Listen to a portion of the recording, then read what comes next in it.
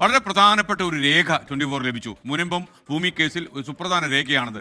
തിരുവിതാംകൂർ സർക്കാർ 1901 തയ്യാറാക്കിയ സെറ്റിൽമെന്റ് രജിസ്റ്ററിന്റെ പകർപ്പാണ് നമുക്ക് ലഭിച്ചത്. ഇത് പ്രകാരം മുനമ്പത്തെ തർക്കഭൂമി പുഴപ്പുറമ്പോക്കാണ്.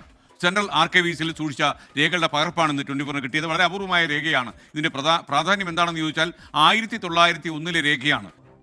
സർക്കാരിൻ്റെ പുഴ പുറമ്പോക്ക് ഭൂമിയാണ്. അത് കാരണം 1901 സെറ്റിൽമെൻറ്റ് രജിസ്റ്റർ അപ്പോൾ അത് പബ്ലിഷ് ചെയ്തത് 1905 അതിനകത്ത് അത് പുഴ പുറമ്പോക്കായിട്ടാണ് കാണിച്ചിട്ടുള്ളത്. പുറമ്പോക്ക് എന്ന് പറയുകയും അതോടൊപ്പം തന്നെ ഒരു ഭാഗത്ത് പുഴയെന്നും എഴുതിയിട്ടുണ്ട്. കഴിഞ്ഞ തവണ മുനമ്പം കേസ് പരിഗണിച്ചപ്പോൾ വഖഫ് ട്രിബ്യൂണൽ ഉൾപ്പെടെ ആവശ്യപ്പെട്ടിരുന്നത് 1901 ഈ ഭൂമിയുടെ നിലവിലെ സ്ഥിതി എന്തായിരുന്നു എന്നതിൽ ഏതെങ്കിലും രേഖകളുണ്ടോ അത് ഹാജരാക്കണമെന്നുള്ളതായിരുന്നു.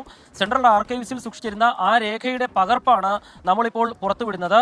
അതിൽ തിരുവിതാംകൂർ സർക്കാരിൻ്റെ ആ രേഖയിൽ പറഞ്ഞിരിക്കുന്നത് നിലവിലുള്ള 560 ഏക്കർ 39 സെന്റ് ഭൂമി അന്ന് പുഴപ്പുറമ്പോക്കായിരുന്നു എന്നുള്ളത് ആ രേഖയിൽ വളരെ വ്യക്തമായി തന്നെ സൂചിപ്പിച്ചിട്ടുണ്ട്. സമരസമിതിയും ഏകദേശം ഇതേ അഭിപ്രായം തന്നെയാണ് നേരത്തെയും ഉന്നയിച്ചിരുന്നത്. ഏതായാലും തിരുവിതാംകൂർ സർക്കാർ തയ്യാറാക്കി സൂക്ഷിച്ച ആ രേഖ അത് കോടതികളിൽ പോലും എത്തിപ്പെടാത്ത വാദം, ഈ കേസിന്റെ വാദം പലതവണ നടന്നപ്പോൾ കോടതിയിൽ എത്തിപ്പെടാത്ത ഒരു രേഖയാണ്.